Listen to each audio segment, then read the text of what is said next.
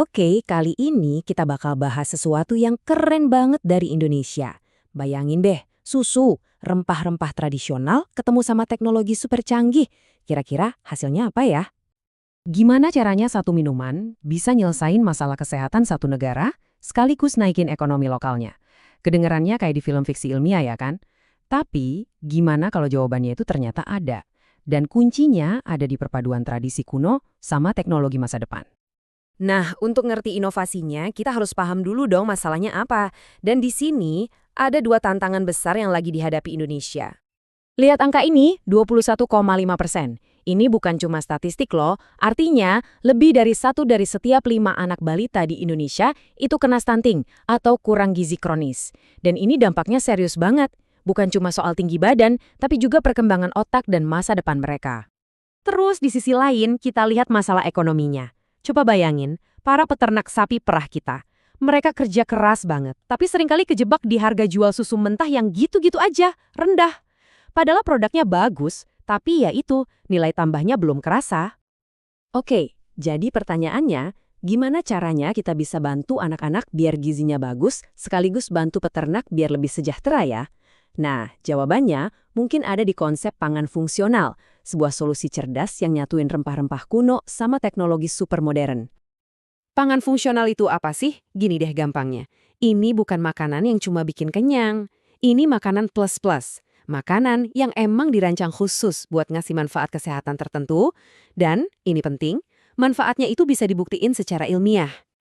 Terus, apa nih bahan rahasianya? Ternyata, tanaman asli Indonesia yang keren banget. Kecombrang. Dan ini bukan asal pilih loh. Tim penelitinya udah ngulik tanaman ini dari tahun 2004. Kenapa? Karena kandungan antioksidannya itu tinggi banget. Proyek ini tuh kerennya bukan cuma karena satu ide aja, tapi karena dibangun di atas 4 pilar inovasi yang kuat banget. Ada apa aja? Pertama, bahannya.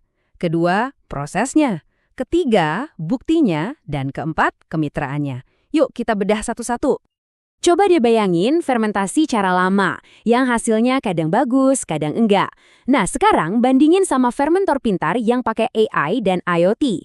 Ini tuh kayak punya koki super jago sekaligus ilmuwan yang kerja 24 jam non-stop. Tujuannya, biar setiap tetes produknya punya kualitas yang sempurna, konsisten, dan terbaik. Dan soal manfaat kesehatannya, ini bukan omong kosong. Timnya bakal pakai ilmu super canggih namanya nutrigenomic. Gampangnya gini, mereka bakal ngintip sampai ke level genetik kita buat buktiin gimana minuman ini bener-bener bekerja di dalam tubuh. Jadi buktinya tuh kuat banget, bukan cuma katanya.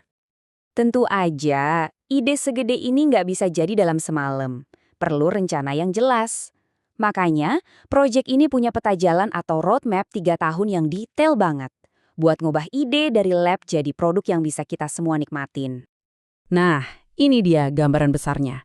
Roadmap ini nunjukin kalau semua langkahnya itu udah dipikirin matang-matang.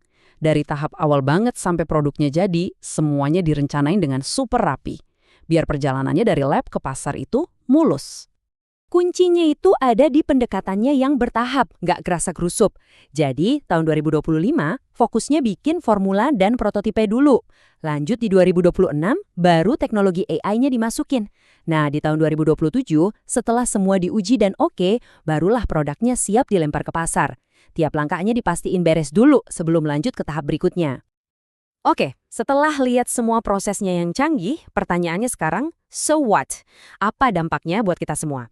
Yuk, kita lihat gimana resep untuk masa depan ini bisa benar-benar bawa perubahan. Buat para peternak, ini tuh bukan cuma soal jualan produk baru. Ini tuh lompatan kuantum. Mereka jadi melek teknologi modern, harga jual susu mereka bisa naik, dan yang paling penting, mereka bisa masuk ke pasar yang tadinya nggak terjangkau. Ini benar-benar pemberdayaan ekonomi yang kelihatan hasilnya. Dan yang lebih keren lagi, dampaknya itu nggak berhenti di level lokal aja. Coba lihat, dengan menyediakan makanan bergizi, bikin masyarakat lebih sehat, dan mendorong inovasi industri, proyek ini nyambung langsung ke 3 tujuan pembangunan berkelanjutan PBB. Wow kan? Satu inovasi lokal, tapi dampaknya bisa global. Jadi, balik lagi ke pertanyaan awal. Mungkinkah masa depan kesehatan itu ya gabungan antara tradisi lokal dan teknologi pintar? Kalau lihat proyek ini, Jawabannya kayaknya iya banget. Dan ini bisa jadi cetak biru loh buat inovasi-inovasi serupa di seluruh dunia. Gimana menurut Anda?